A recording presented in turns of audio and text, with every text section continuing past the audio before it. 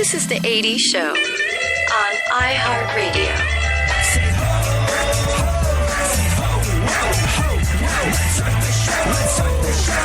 Let's go. Come on, let's go. Say ho, ho. Say ho, whoa, ho, whoa. Let's start the show. Let's start the show. Let's start the show. Let's start the show. Ah, yes. The first day back after the Thanksgiving holiday. Did you have a Thanksgiving holiday that is like most of the people who I know? I.e. was there yummy turkey, but also palpable tension between you and the relatives you can't stand but put up with twice a year?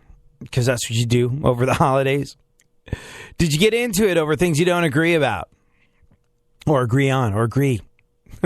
Did you come to any agreements? No, I bet you didn't. Did you leave thinking, oh, God, it's people like that.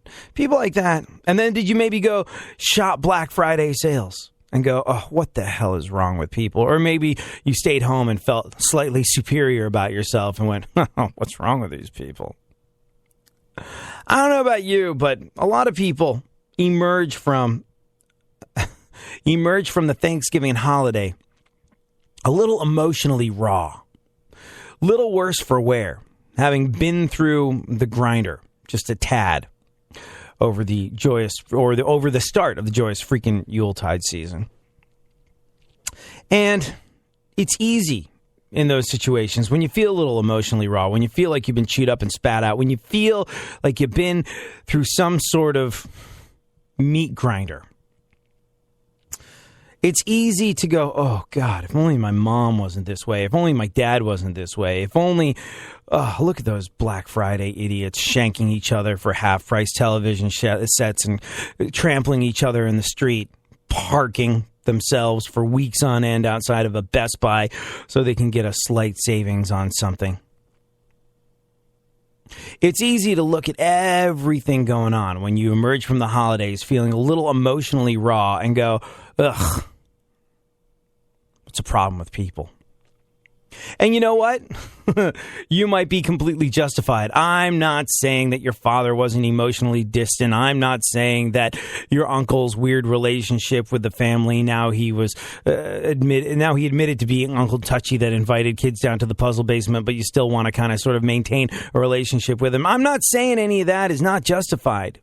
You probably have every right to cast aspersions on family members and in-laws who stressed you the hell out over the holidays, and you have every right to find them to be ridiculous people, and you have every right to be going, oh, God, I got to see him at Christmas, and then it's done for another year. Yes!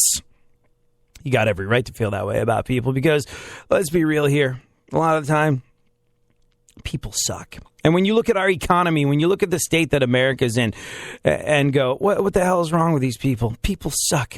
I had friends emailing me from England being like, yeah, we started Black Friday shopping over here and people got trampled for discounts on stuff. We don't have Thanksgiving, but we have Black Friday shopping and we have people trampling each other. Now, thanks to you, America, careful what you export. It's easy to look at all of this and apportion the finger of blame elsewhere, on other people, on the president, on Black Friday shoppers. And it's easy to go, oh, God, all hope is lost with folks like this. But I'd like to take a second to remind you and myself that the only thing you can control is you. Building a better you, first step to building a better world. Take control of what you've got and move forward. Happy freaking holidays. iHeartRadio wants your feedback. Click thumbs up or down whenever you hear a song. And your feedback will help enhance your iHeartRadio listening experience. iHeartRadio goes one-on-one with Jimmy Page to talk about putting Led Zeppelin together in just a matter of months. I've found Robert.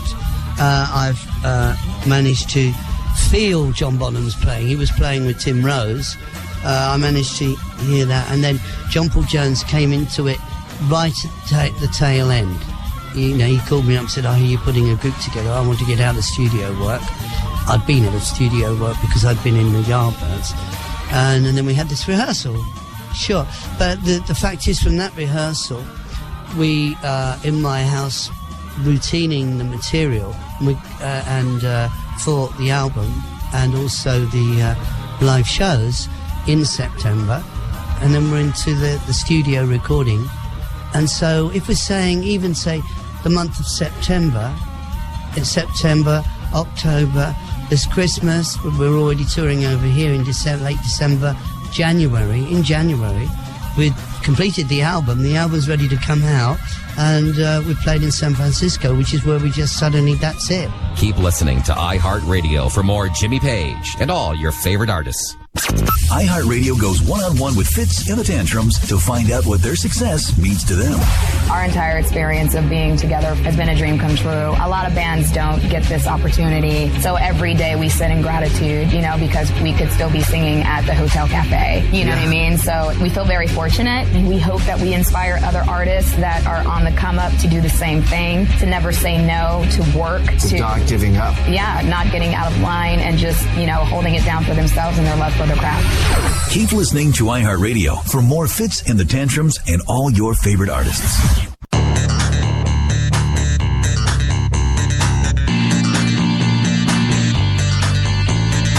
once again, the ill behavior, delivering and giving your music a savior. Back once again, it's your boy AD, can't nobody rock a body better than me.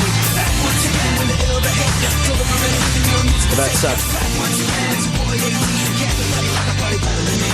Hey, you, what's that sound? I'm coming so loud from your radio dial. AD, be getting down when you're rocking the jams. Here I am, going back once again. I'm ruling all city like a... So today in the show, we discuss the rape of Shia LaBeouf, I don't know, that kid from the Transformers. That guy, yeah. Said he's been raped. Which, well, when you hear about the circumstances of his rape, it's a little tough to take on board as being a rape. In fact, it sort of makes you go, oh, okay, look, I see what you're trying to do here, but don't cheapen the gravity behind actual sexual assault with your cozy, padded Hollywood celebrity version of life. What you went through was not rape. And trust me, I'm not the type of person to try and minimize anybody's pain that they've experienced. But this, it's an insult to people that have actually been through some sort of physical trauma. And we'll get to exactly why and how in just a little bit. Right now, though, let's check in with super producer to the stars, Barry Funkhauser, and find out, A, how are you? B, what's going on in the world? How are you? Well, it's good to be back. Is it, though? But it's bad to be my back. Oh, that's right. Your back's all tweaked. Yeah, I woke up yesterday with one of those things. It's like, I got something in my back, do I? And then like an hour later, can't move. So I'm, suffering today, but, it's good. At least I don't have to build houses or anything. Right. Right, yeah. Somebody... I mean, I appreciate that you recognize that we're not doing back-breaking physical labor. Right. But as you get ready for the holidays, you often have like a long list of stuff that it's necessary to do that you have to get done in record time because, that's what the joyous freaking Yuletide season is all about, at least in radio anyway. Hey, you're free to go at 12 on Wednesday, as long as you get 8 days worth of work done by 12 on Wednesdays. Like, ain't gonna happen. Like, oh, thank you. Now you get to feel good for letting me go at 12 on Wednesday when, in fact, I worked till 2 in the morning to get the hell out of there. And someone was like, hey, how's it going with that enormous workload you got? And I was just like, oh, well, it's a little mentally draining. And they're like, yeah, but, whatever. All you really do is talk, right? And I was just like, ooh, cool green forest. I was like, spoken like someone who, they're like, it's not like you're building houses or anything. And so now that you bring that up, it's great we're not doing back-breaking physical labor, especially when your back is all tweaked. But at the same time, I'm a little sensitive to that particular turn of phrase after. Of course, all we really do is talk. How was your Thanksgiving? Was this your first Thanksgiving with the significant other? Yeah, first with the significant and first without Grandma. Grandma opted out this year for the first time ever because, she's old. She's like 100 and something, so she's like, you guys do it on your own. So we had a turkey fiasco and cooking everything for the first time and had some side dishes, and it was good. What, you mean your grandmother's 107 and until she was 106 you made her cook for everybody? Yeah, something like that. Yeah, she would spend like 3 days before Thanksgiving like prepping and stuff. And this year she's like, nah, not gonna do it. So in the past it's been like, how you coming on the potatoes, Gam? Let's go, let's go. Hurry it up. Funkhauser's hungry.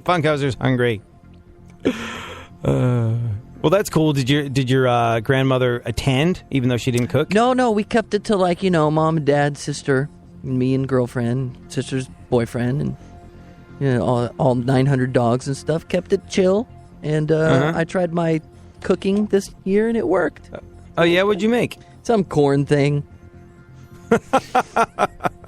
Is that how you presented it when you put it on the table? And now some corn thing. Here's a corn thing. Enjoy it. Yeah. Here's some ambiguous corn stuffs. Enjoy it like the pilgrims would, or I'll make you sit at the kids' table. So what about you? How was yours? It was all right. Did you by any chance do that 2 Thanksgiving things? Like now you're all coupled up. Did you? No. Were you forced to act just as excited about a 3rd round of turkey and stuffing? No, we just did one, and we're gonna do the holidays, the Christmas and stuff up north with her fam bam. So that's how it's going to work. I get Thanksgiving, she gets Christmas, and then we both get New Year's. Oh, that's good. That sounds like you've like a well-balanced breakfast. Well-balanced relationship. Funkhauser, as I've said many a time on the show, is a well-balanced individual. Lots of people take tons of medication to arrive at a place of balance that Funkhauser exists at every single day, just by being Funkhauser. I just eat my peas and carrots. Funkhauser. I just eat a lot of vegetables and keep myself... I say it to myself every holiday that involves turkey and stuffing, but there's absolutely no reason why we should be restricted to eating turkey just twice a year. I like it. That effing delicious. And also not that bad for you. Like turkey, white meat, I think not as fatty as chicken. Like turkey's legitimately good for you. And people make a chicken all the time. Why we only make a turkey twice a year still continues to be beyond me. And I pose this question every single holiday season, and I'm never ever given an adequate answer. But yeah, turkey, effing delicious. And for the next week or so, I'll be stretching out the turkey as far as it goes. Turkey hash, turkey wraps, turkey sandwiches, turkey fried eggs, turkey omelets. That's all. Yeah. Turkey omelets? Yeah, well, you make an omelet, you put some turkey in. Make anything, put some turkey in at this stage in the game. What's going on in the world? All right, well, this is sad news for Creed fans. So listen up, one person. Creed singer Scott Stapp was placed on psychiatric hold because he's paranoid, delusional, and possibly dangerous. Yeah, he's gone effing nuts. Maybe we'll pull up the audio of some of the videos that he's been posting, but it's truly, no. It's straight up crazy.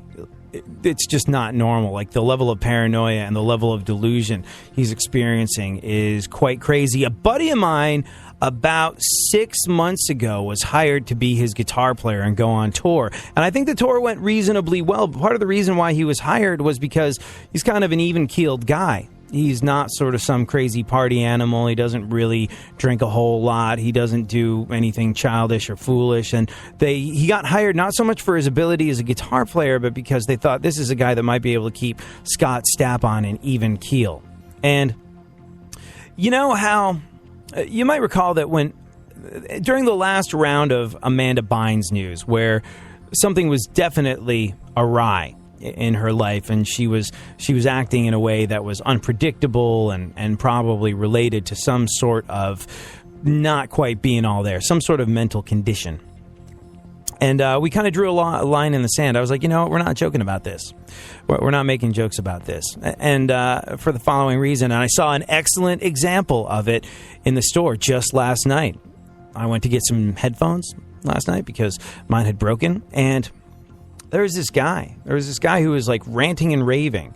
And everyone was like, oh boy, oh God, oh gee whiz. Oh, this is uncomfortable. Was it Should we get the manager? Should we what? No, it wasn't Scott Stapp. It was just a guy. He was in front of me at the checkout line at CVS, and he was ranting and raving. Like I said, he had some stuff going on, and Who knows exactly what his deal was, but everybody kept him at arm's length. Everybody treated him with suspicion. Everybody